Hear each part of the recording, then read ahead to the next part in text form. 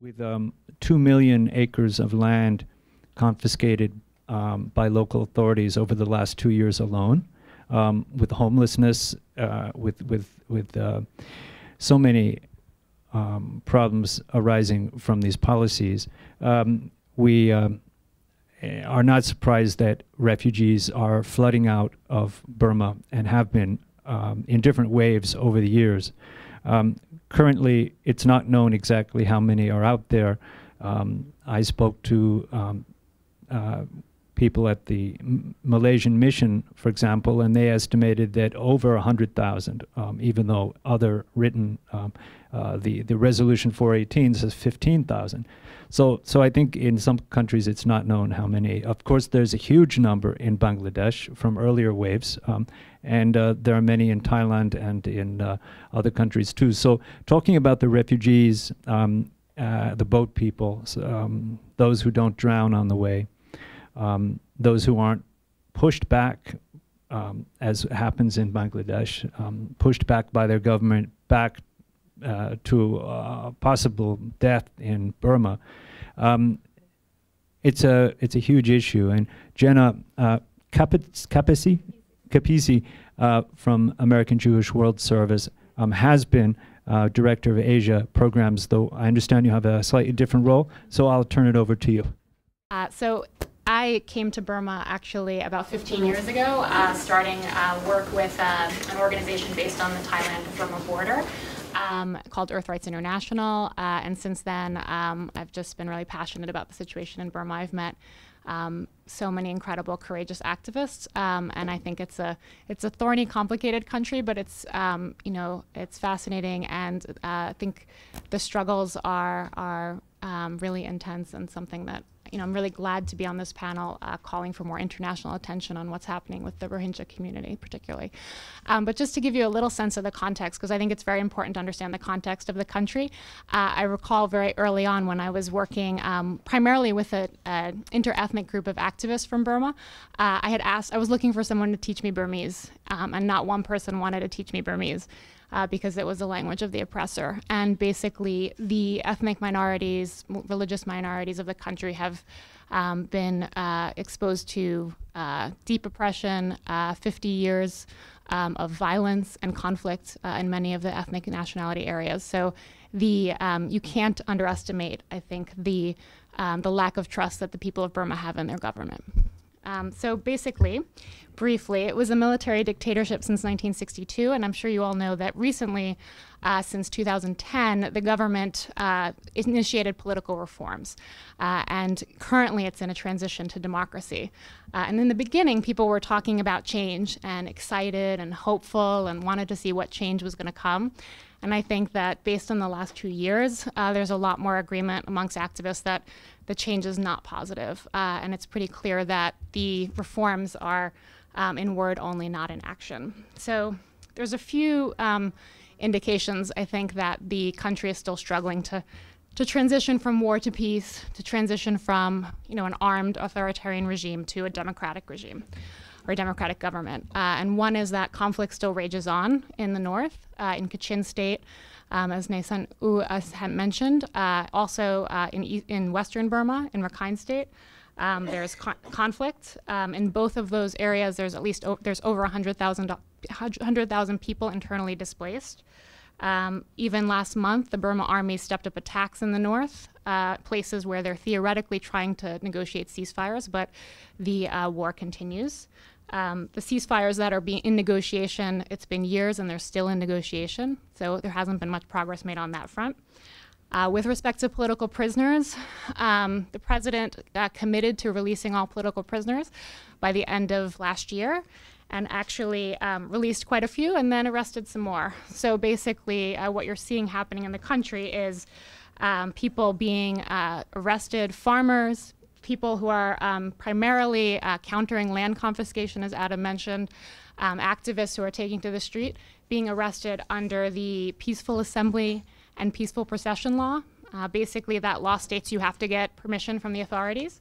An activist, Naon La, was arrested a couple months ago, and She was arrested for not getting permission. She asked for permission and didn't get it. And when she didn't get it, she said, I'm going to protest anyways. So these are the kind of activists who are being put in jail by the government.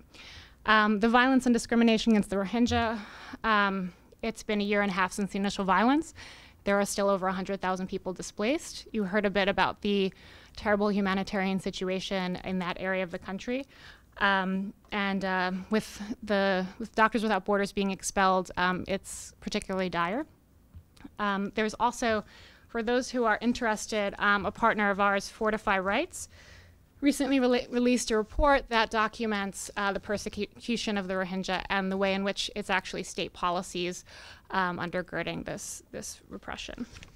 So that's something, if you want more information, you can come and speak with me. I think another challenge that we're facing, particularly those of us who've been active for a long time on Burma, is that the international community doesn't want to hear that the reforms are not going well. So activists who used to have allies in the State Department in the US or with the EU or other members of the international community are finding that, they're hearing, well, I think things are getting better, and you were in exile, you don't understand the true situation. So I think that it's a particularly difficult time for activists trying to keep the international community aware that things are not actually getting better in the country of Burma. So I wanted to talk just a little bit about some of the challenges that are happening and the pieces that we're seeing, the things that we're seeing that's happening that's good, what some of the community groups are doing to try to build peace and trust. So first, I think beyond the anti-Muslim attacks and anti-Muslim sentiment that's being spread by the 969 campaign, you also have the potential for violence to spread with other ethnic states. A colleague of mine who's based in the country said that there's actually a Facebook campaign that's going on in Shan State that's has the same kind of language, talking about the Pa'o ethnic minority, saying don't boycott Pa'o businesses. So I think that there's a potential, because the society is so divided and fractured because of the military regime, for this communal violence to spread and for more violence to spark in the country. The other piece I think that's important to mention is that with so many people having been in exile for many years, there's also a struggle over who gets to speak for the country, who's authentic or legitimate. So groups that have been on the border and have kind of returned to the country are also struggling with their own legitimacy. So one of the things to note around this nationalism the Buddhist nationalism, Burman nationalism that's happening in the country, is that it's not really new. It's been a state policy. The military junta has had discriminatory practices and policies against pretty much anyone who's not Burman, which is the majority group Buddhist, in the country. And it's been, there are a couple of key examples. The army used rape against ethnic women as part of its Burmanization strategy. It's been well documented by human rights groups. Schools in ethnic areas could not teach their own ethnic languages or promote their own culture. Individuals who were not Burman or Buddhist were often found it hard to find jobs within the state or employment in the state. And I think that what I find really disheartening is the institution of Buddhism, which has, in the 2007 Saffron Revolution and in so many ways was calling for human rights democracy, has now, because of some of these extremist leaders like Wiratu, become enmeshed with these repressive policies of the state. So they've become very nationalist. They have this 969 campaign that's talking about how Buddhism is under attack by Muslims, and they're trying to get the public to be afraid. And what you hear in the general public are fears that the Muslim population is growing, and that terrible stereotypes that they have many wives, many children, they're going to take over the whole country. There are sometimes moments where you hear people who are talking about human rights principles as an excuse, saying, oh, well, we're afraid that they repress women. We're speaking out for women's rights when we talk about how the Muslim community is bad. So there's a lot of hate speech and stereotypes that are being used, and also social media. Videos are being circulated that show people who are dressed up as Muslim beating other people up to try to get the general public even more, how would I say it, to just get them riled up. So what are some of the things that people are doing in the country? I mean, obviously, there are a lot of activists who are speaking out against violence, who are trying to promote peace in their communities.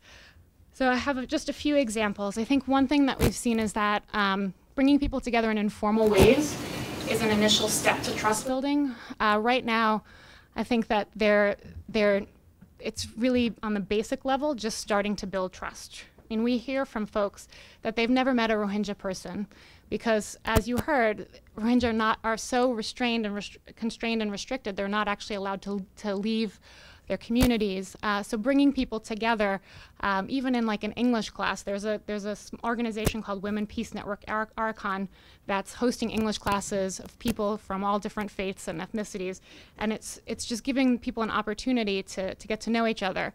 And this activist was telling us that even just showing up at a civil society meeting in Yangon saying, I am Rohingya, and putting a face to the name of a group of people that have been dehumanized has been transformational.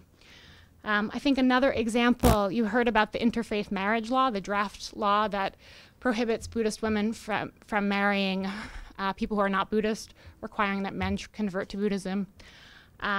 Women's rights groups have been very vocal about this law and how it is against human rights principles, and how it's also not in accordance with peaceful coexistence of all faiths. They're also accusing the government of trying to distract people in the lead up to the 2015 elections. So I think that this is an area where women's rights coalitions across multiple ethnicities and religions have come together to offer progressive voice, which is very important. A third piece is, as you heard, the importance of bringing together religious leaders in the country. And I think, the International Network of Engaged Buddhism has done some work in Southeast Asia and is really working to try to bring together progressive, or if they're lacking progressive leaders, to bring together moderate leaders from the different faiths. Other pieces, the first piece is bringing people together. I think the importance of data and evidence is key, because so much of this is misinformation. There's a lot of rumors going around the country of what really happened, and the government is denying a lot of these violent attacks. So it's incredibly important to actually get information out from places, from these communities, but also to use historical records to counter these claims that all of the Rohingya are recent immigrants, which isn't true. There are records, there are public records, there are records, Arakan state has records, there are old censuses that show that's not true. So I think that that's another key piece. The third piece is just a note that because it is so politicized, and because in local communities monks are very, very revered, it's been challenging for progressive civil society leaders to speak out against the 969 campaign. And so it's also been very important for them to be diplomatic and strategic about the way in which that they criticize these propaganda campaigns. And there's also, overlaid with it, is there's a perception of bias from the international community.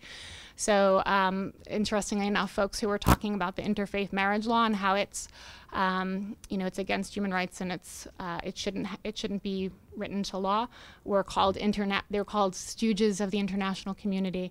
So I think it's a delicate balance in the way in which local organizations are speaking about this smear campaign and violence. And one last piece is just that we've seen that youth are particularly active. During the 969 campaign, there was a sticker campaign, and youth put together their own stickers that talked about non-discrimination and talked about we are all from Burma, we are all part of this country. They're doing street performances. There's creative ways in which they're kind of creating space for dialogue in their communities. So I think that supporting youth organizations and some of these creative activities are important. The last point would be just to echo my colleague that it's really important to continue to exert diplomatic pressure on Myanmar and the government, and to make sure that the political reforms actually are more about action than words, which they have been to date. That's all. Thanks.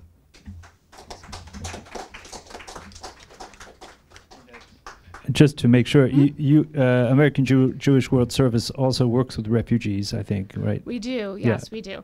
We primarily, we've worked in the area, in the region since 2002. We work primarily with refugees on the Thailand-Burma border, but we currently are not working with refugees in Malaysia or in Bangladesh. Yeah.